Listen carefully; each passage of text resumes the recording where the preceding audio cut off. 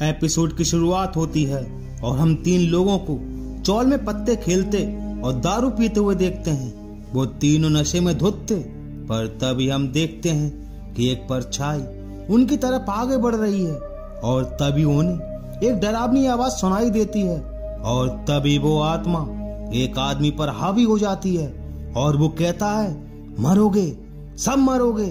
और तभी लालटेन की आग तीनों को जलाकर मौत के घाट उतार देती है। आखिर ऐसा क्यों हुआ, इसकी सच्चाई आपको एपिसोड में आगे पता चलेगी। वहीं अगली सुबह चौल में मातम पसरा हुआ था, पर किसी को पता नहीं था कि इन तीनों को आखिर किसने मारा। पर एक शक था। वहीं मीनत आई उस चौल को छोड़कर चली जाती हैं। वहीं हम देखते हैं कि 2 लोग फोटो दिखाकर दोनों की जानकारी ले रहे थे और उसी रात फिर से वो साया आगे बढ़ रहा था और एक घर का दरवाजा खटखटाता है और जब वो औरत दरवाजा खोलती है तो वो आत्मा उन दोनों को भी मार डालती है।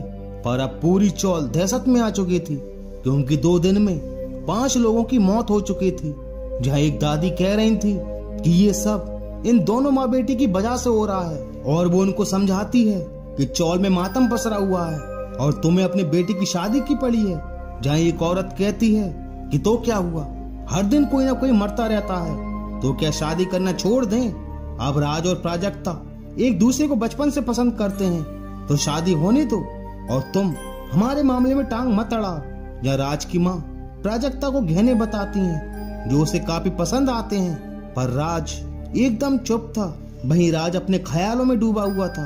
वो चौल की ही एक लड़की रजनी से प्यार करता था और दोनों शादी भी करना चाहते थे।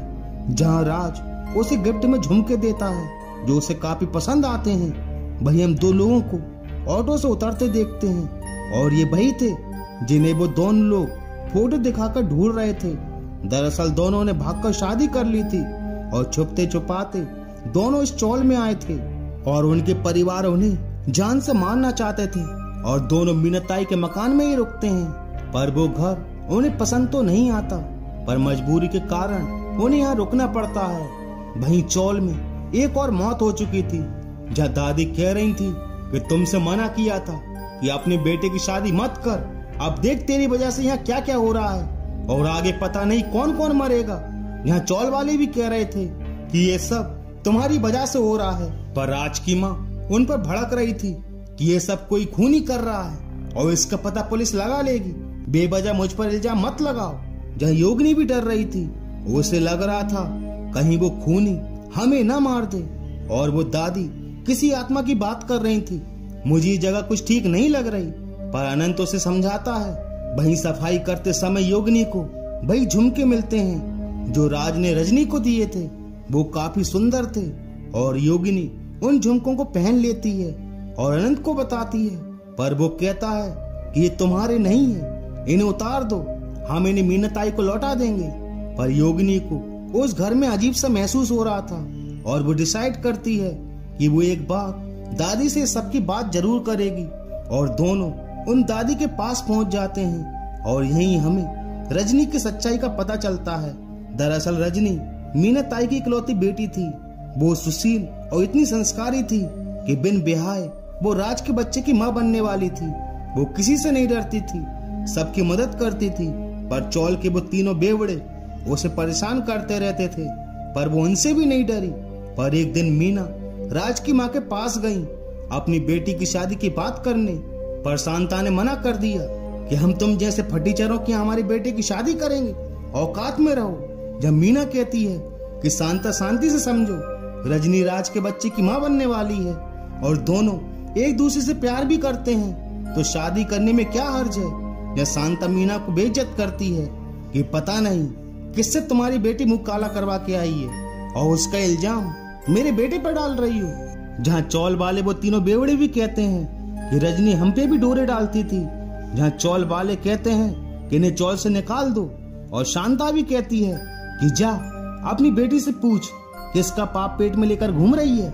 और मीना की बेइज्जती रजनी भी देख रही थी और वो ये बदनामी सहन नहीं कर पाई और उसने आत्महत्या कर ली और मीना भी चौल छोड़कर चली गई। जिस घर में तुम रह रहे हो वो रजनी का ही था, पर रजनी की आत्मा उन सबसे बदला ले रही है और आगे भी लेगी। और तभी शांता आकर कहती है कि जब देखो जब ये बुढ़िया उल्टा सीधा ही बोलती रहती है, कीड़े पड़े इसके मुंह में। वहीं प्राजक्ता राज से बात करती है कि तुम शादी से खुश तो हो ना, पर राज कहता है कि तुम मेरे और रजनी के बारे में तो जानती थी ना। पर प्राजक्ता मना करती है कि नहीं, मुझे तो उसी दिन पता चला था जब उसकी माँ तुम्हारी माँ से बात करने आई थी। वहीं वो दोनों आदमी दादी को फोटो दिखाकर पूछते हैं कि आपने इन्हें देखा, पर दादी मना कर देती हैं कि नहीं देखा। और उसी रात रजनी की आत्मा प्राजक्ता की माँ को भी मौत के घाट उतार देती है। प्राजक्ता का रो रो के बुरा हाल था, जहाँ सभी कह रहे थे कि शांता ना तो उनकी बदनामी में बेइज्जती करती और न इतनी मौतें होती। ये सब तेरे कारण हो रहा है। रजनी की आत्मा किसी को भी नहीं छोड़ेगी। तेरे लड़के ने उसे पेट से कर दिया था और उल्टा इल्जाम उसी पर डाल दिया। तेरे बेटे के किए की सजा अब ये पूरा चौल भुगत रहा है। वहीं योगिनी कह रही थी कि रजनी सबको मार रही है और हम उसी के घर में रह रहे हैं, वो हमें भी मार देगी। पर अनंत उसे समझाता है कि ऐसा नहीं होगा, अगर उसे मारना होता तो वो हमको कब का मार देती। वहीं हम प्राजक्ता को देखते हैं जो सोच रही थी उसे राज और रजनी के रिश्ते के बारे में सब कुछ पता था, पर वो भी राज से प्यार करती थी और उसने षड्यंत्र रचा, शांता को रजनी के खिलाफ भड़काया कि वो बच्चा लाना है। कॉलेज में आए दिन वो लड़कों के साथ घूमती रहती है, न जाने कितनों के साथ उसके अफेयर हैं। और तभी उसे राज की आवाज सुनाई देती है और जब वो दरवाजा खोलती है तो उसे राज बाहर जाते दिखाई देता है। वो उसका पीछा करती है और तभी रजनी उसके सामने आ जाती है और अब वो प्राजक्ता को भी मौत के घाट उतार देती है। वहीं शांता पंडित जी से बात कर सारी घटना बताती है, जहां वो कहते हैं कि ये सब तेरी गलती है। उसने एक एक करके सबको मार डाला जिसने भी उस पर गलत आरोप लगाए। पर पंडित जी कहते हैं कि आज रात मैं एक हवन करूंगा रजनी की आत्मा की शांति के लिए। वहीं अनंत भी मीराताई को सारी बात बताता है और चौल में आने को कहता है और पंडित जी रात को हवन की प्रक्रिया शुरू कर देते हैं। और तभी रजनी की आत्मा सबके सामने प्रकट हो जाती है और शांता के अंदर समझ आती है, जहां वो कहती है कि शांता ने मुझे मारा था और राज से कहती है कि तू अपनी माँ को हमारे रिश्ते के बारे में भी नहीं बता सका। कायर है तू, कायर, जो अपनी माँ के पल्लू के पीछे छुपा रहा। और मैं उन सबको मारूंगी जिसने भी मेरे और मेरी माँ के साथ अन्याय किया, सबको मारूंगी, पहले तेरी आई को और फिर तुझे। और जैसे ही चाकू शांता अपने गले पर रखती है तभी मीना आ जाती है जो उसे ऐसा करने से मना करती है और कहती है कि तू इन्हें छोड़ दे, बाकी को तो तू मार चुकी, पर मरने के बाद भी उनका इल्जाम मुझ पर और तुझ पर आ रहा है। क्या तू चाहेगी कि तेरी माँ को कोई कातिल की माँ कहे?